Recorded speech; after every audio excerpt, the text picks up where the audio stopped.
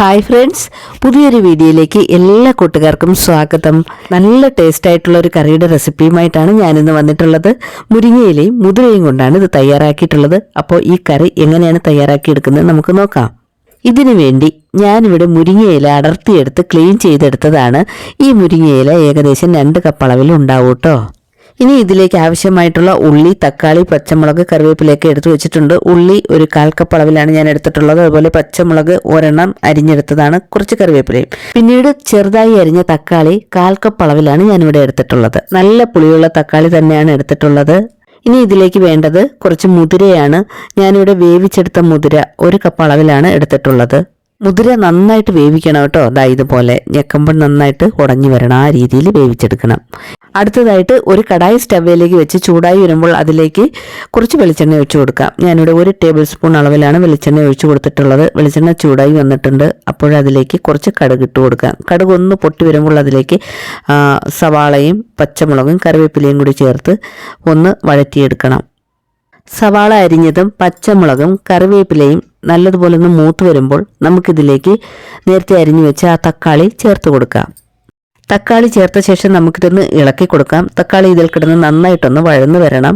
ഈ സമയം കൊണ്ട് നമുക്കിതിൽ ചേർക്കാനുള്ള അരപ്പ് തയ്യാറാക്കാം. അതിനായിട്ട് ഞാനിവിടെ തേങ്ങ ചിരകിയതെടുത്തിട്ടുണ്ട്. ഇതൊരു 1/2 കപ്പ് അളവിലാണ് തേങ്ങ ചിരകിയതെടുത്തിട്ടുള്ളത്. ഇതിലേക്ക് വെളുത്തുള്ളി അല്ലി 4 എണ്ണം ചേർത്ത് കൊടുക്കാം. അതേപോലെ ജീരകം 1 ടീസ്പൂൺ അളവിൽ ജീരകവും കൂടി ചേർത്ത് കൊടുക്കാം. ഇനി ഇതിലേക്ക് കുറച്ച് മഞ്ഞൾപ്പൊടിയും കറിവേപ്പിലയും കൂടി ചേർത്ത് കൊടുക്കാം. അതിനുശേഷം ഇത് മിക്സിയുടെ ജാറിലേക്ക് ഇട്ട് നല്ലതുപോലെ ഒന്ന് അരച്ചെടുക്കണം. കുറച്ച് വെള്ളം ഒഴിച്ച് അരച്ചെടുക്കണം. ഈ സമയത്തിനുള്ളിൽ നമ്മുടെ തക്കാളിയൊക്കെ ഇവിടെ വെന്ത് വന്നിട്ടുണ്ട്, നല്ലതുപോലെ വഴന്ന് കിട്ടിയിട്ടുണ്ട്. ഇനി ഇതിലേക്ക് നേരത്തെ ക്ലീൻ ചെയ്തെടുത്ത് വെച്ച ആ മുരിങ്ങയില ചേർത്ത് കൊടുക്കാം.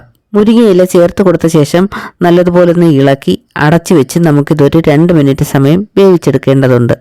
വീഡിയോ കണ്ടുകൊണ്ടിരിക്കുന്ന സമയത്ത് കൂട്ടുകാർ മറക്കാതെ ഒന്ന് ലൈക്ക് ചെയ്തേക്കണേ. അതുപോലെ ആദ്യമായിട്ട് കാണുന്നവരാരെങ്കിലും ഉണ്ടെങ്കിൽ സബ്സ്ക്രൈബ് ചെയ്തൊന്ന് കൂട്ടാക്കാനും മറന്നു പോകരുത്. മുരിങ്ങയില വേവുന്ന സമയം കൊണ്ട് നമ്മൾ നേരത്തെ തയ്യാറാക്കി വെച്ച ആ തേങ്ങാക്കൂട്ട് മിക്സിയുടെ ജാറിലേക്ക് ഇട്ട് ആവശ്യത്തിനുള്ള വെള്ളവും കൂടി ഒഴിച്ച് നല്ല സ്മൂത്തായിട്ടൊന്ന് അരച്ചെടുക്കണം. നന്നായി അരച്ചെടുത്ത ഈ തേങ്ങ അരപ്പിലേക്ക് നേരത്തെ നമ്മൾ വേവിച്ചു വെച്ച ആ മുതിര ഇതിലേക്ക് ചേർത്ത് കൊടുക്കാം. മുതിര എടുത്തു വെച്ചതിന്റെ പകുതി അളവിലാണ് ഈ മിക്സിയുടെ ജാറിലേക്ക് ചേർത്ത് കൊടുക്കുന്നത്. 1/2 കപ്പ് അളവിൽ വേവിച്ചെടുത്ത മുതിര ഈ മിക്സിയുടെ ജാറിലേക്ക് ചേർത്ത് കൊടുത്ത ശേഷം നമ്മുടെ എരിവിനനുസരിച്ച് പച്ചമുളക് ചേർത്ത് കൊടുക്കാം. ഞാനിവിടെ 1 പച്ചമുളകിൻ്റെ പകുതി ഇതിലേക്ക് ചേർത്ത് ഒന്ന് ചതച്ചെടുത്തിട്ടുണ്ട്. ഒരുപാടങ്ങ് അരഞ്ഞു പോകരുത്, ഇതുപോലൊന്ന് ചതച്ചെടുത്താൽ മാത്രം മതിയാകും. ഒന്ന് ക്രഷ് ചെയ്തെടുത്താൽ മതി. ഇനി നമുക്ക് മുരിങ്ങയില വെന്തോന്ന് നോക്കാം. നല്ലതുപോലെ മുരിങ്ങയില വാടി വെന്ത് വന്നിട്ടുണ്ട്. നല്ലതുപോലെ ഒന്ന് ഇളക്കി യോജിപ്പിച്ച് കൊടുക്കാം. ഇതിനുശേഷം നമ്മൾ നേരത്തെ തയ്യാറാക്കിയെടുത്ത ആ അരപ്പ് ഇതിലേക്ക് ഒഴിച്ചു കൊടുക്കാം.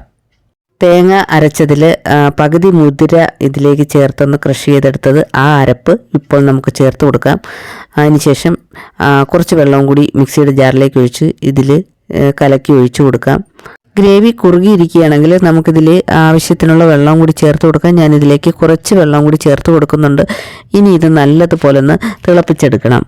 മുരിങ്ങയില കൊണ്ട് തയ്യാറാക്കിയ വിഭവങ്ങളുടെ വീഡിയോ ഇതിനു മുമ്പ് ഞാൻ ഇട്ടിട്ടുണ്ടായിരുന്നു. അപ്പോൾ അത് കാണാത്തവർക്കായിട്ട് ആ വീഡിയോയുടെ ലിങ്ക് ഇതിൻ്റെ താഴെ ഡിസ്ക്രിപ്ഷൻ ബോക്സിൽ കൊടുത്തേക്കാം കേട്ടോ.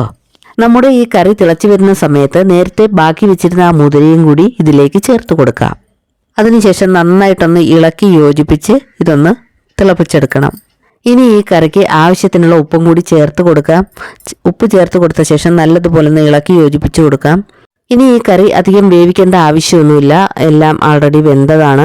ഇനി നമുക്ക് സ്റ്റവ് ഓഫ് ചെയ്യാവുന്നതാണ്. നല്ലതുപോലെ ഒന്ന് തിളച്ച് കഴിയുമ്പോൾ സ്റ്റവ് ഓഫ് ചെയ്യാം. നമ്മുടെ രുചികരമായിട്ടുള്ള മുരിങ്ങയില മുതിരക്കറി ഇവിടെ റെഡിയായിട്ടുണ്ട്. വളരെ ഈസി ആയിട്ട് ഉണ്ടാക്കിയെടുക്കാൻ പറ്റിയ ഒരു കറിയാണിത്. എല്ലാവർക്കും ഇഷ്ടപ്പെടുമെന്ന് വിശ്വസിക്കുന്നു. എല്ലാവരും ട്രൈ ചെയ്ത് നോക്കുക. വീഡിയോ ഇഷ്ടമായെങ്കിൽ ഷെയർ ചെയ്ത് നിങ്ങളുടെ വിലയേറിയ അഭിപ്രായം രേഖപ്പെടുത്താൻ മറന്നു പോകരുത്. Thanks for watching.